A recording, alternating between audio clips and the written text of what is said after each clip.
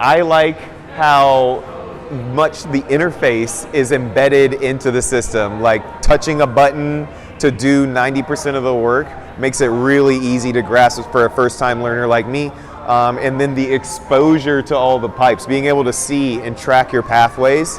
And then there's a lot of creative things that go along with that. You can move product in or out, and you can move it back through the system, or you can move it forward through the system. You can do really anything you want.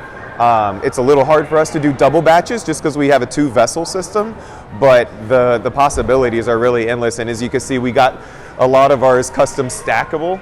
Added extra ports where we may need them. They supplied us with a CIP cart, a rotating adjunct tank. There's a lot of brewer-friendly equipment that they produce, and as they're right down the road at the moment, that we get to call on them whenever we want, so they're always here to help us.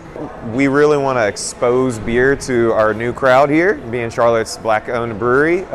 We're trying to kind of merge the two cultures, beer culture and Black culture as well. So, you know, a lot of people, when they first get introduced to beer, are a little intimidated with the size of the equipment or the experience of the bartenders, or even the experience that other patrons have drinking beer.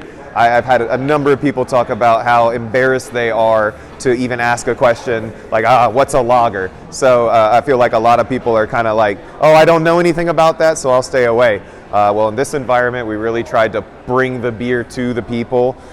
So when you come in, you know, you'll look at everything and you will be urging to ask the bartender, how big is that? What's that vessel? Or is that where they keep water? Or how do they brew? And so it also gives us a chance to give knowledge to our staff as well.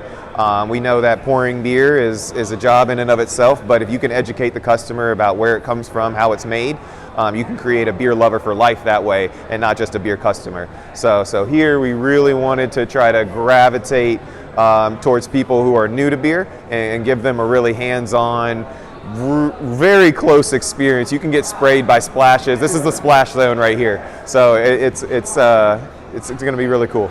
Well, in the San Antonio location, there's a 20-barrel brew system, and they crank out a lot of stouts, big boy stouts, pastry stouts. They do the fruited sours, and then a little bit of everything else. Here at this location, I think we're going to focus a little bit more on the barrel aging portion of it. We're going to have a nice barrel program here down the line, but also in that what North Carolina likes to drink is some of those West Coast IPAs, those hazy IPAs. So we'll most definitely always have a hazy and a West Coast in tank.